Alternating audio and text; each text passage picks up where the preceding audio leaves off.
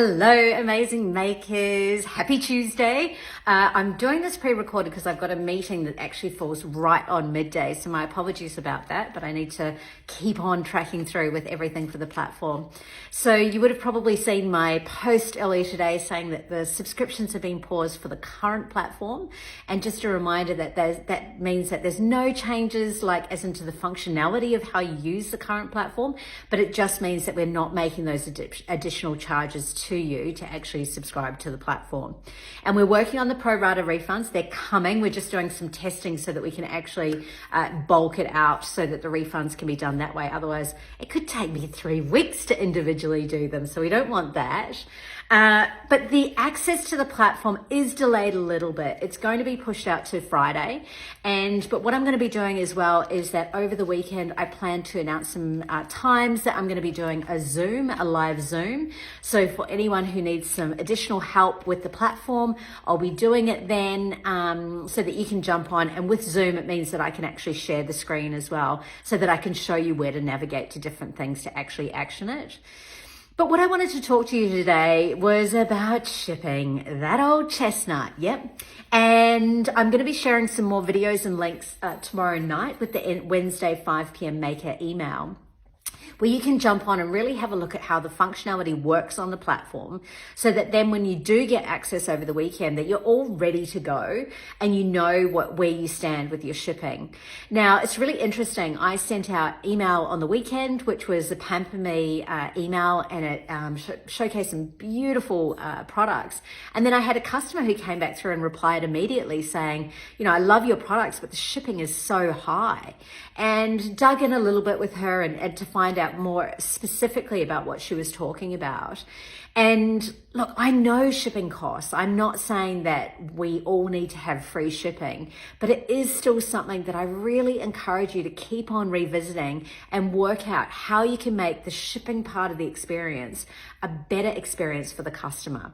So even though we're a marketplace, right, and even though it's coming through to each of you individually, when the customer comes, really they're just focused on the product that they want and how much it's going to cost them to get it. And with the new platform, it's a little bit different it's a lot different to how we are now. And what it works on is it works on ranges so that you can put in a price range so that if a customer spends X amount, it can be a flat rate. Or if a customer spends over a certain amount, you might offer them free shipping. So at the moment on the platform, you can create codes, say for free ship over $80. So if a customer spends over $80, they get free shipping with you. So on the platform, the new platform, it's a little bit different to this. It's that you would actually set a range so that from $80 to let's say $500, it's free. So that straight away, when the customer's in the cart area, getting ready to check out, if their items from you equate to over $80, then they will get free shipping. Now, what I want you to consider though, is the bit that I want to add on top of that is think about the price, the cost of your product and the shipping in relation to that. And so what I want to give an example as, and I know that there's a lot of items that fall into this on the website, where the item might cost $10 or less, but shipping for that item is $10. Now, you've got to think about it from the customer's perspective. Now, I'm not doubting the fact that postage costs, but I really want you to know those numbers. How much does it cost you to ship it? And could you change the price of your item to include some of the shipping and to reduce that shipping cost? So let's say, as an example, if your product is $10 and you're charging $10 shipping, could your item be $15 and you're only charging $5 shipping? Because if you're looking at an item that's $10 or less, and then the shipping is essentially going to cost more than the item, it's unlikely that that person is going to ship out with that.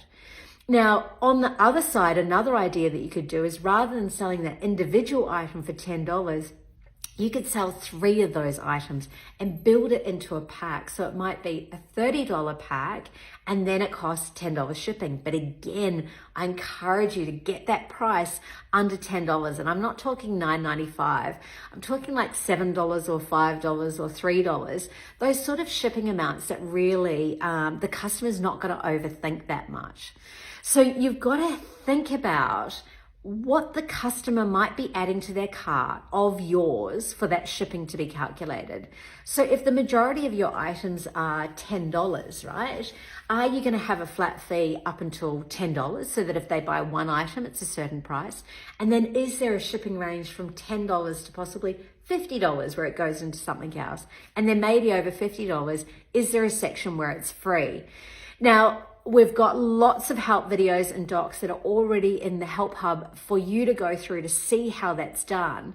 But in this video, what I'm really encouraging you to do is, rather than think about the functionality, like actually how you put it into the system, because that bit's pretty easy, but it's more about the thought process for you to think about what shipping implications there are from the amount of shipping that you're charging on your product. So when the customer gets to checkout, right, or to cart, they're going to have your items listed, but it's not going to say with your item free shipping over $80. So if they straight away see that it's $15 shipping, and the item costs $30, they might just simply remove it.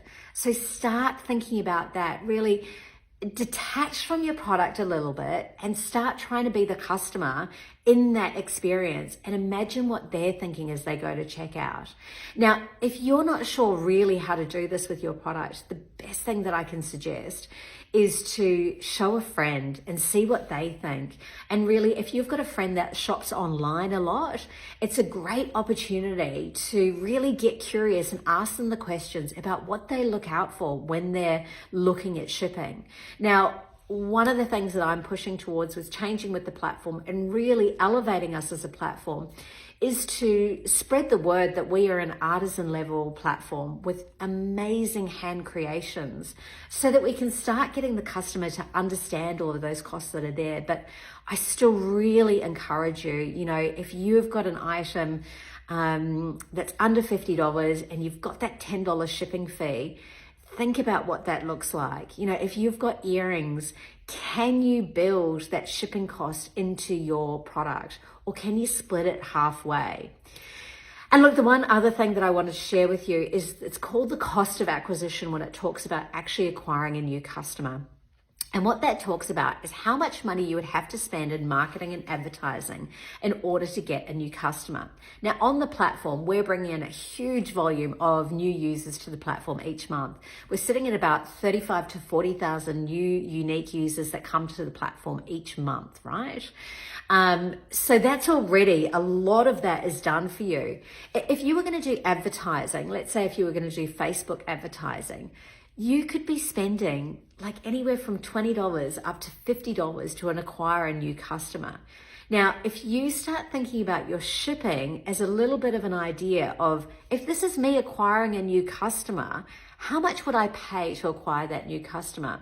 So when we're talking about shipping, if you're wearing $5 of that shipping cost as opposed to passing it all on to the customer, if that customer was standing in front of you and you had an opportunity for them to take your product, love your product, maybe you're putting in some cool share stuff within the product so that they can hopefully share it onto social. Think about how much you would pay that person and what that looks like.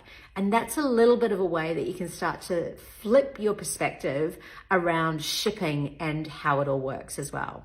So anyway, like I said, I'm going to put lots more links in the Wednesday 5 p.m. maker email, and you can click through that tomorrow night and have a look, and then fingers crossed, you're going to be getting that access email to the new platform on Friday. I know there's been a delay, but trust me, it's worth it. And we really want that functionality smooth as possible so that you can have a great experience getting onto the new platform as well, because it's the 1st of August, the energy is brimming, I can feel it in the air. I literally woke up out of bed today and thought, wow, something's happening, something's shifting. And I know that a big part of it is the electricity that's happening on the new platform and what it's going to create for Made It as a whole with all of you and your amazing creations. So have a wonderful Tuesday, and I look forward to catching up with you on Friday. Bye.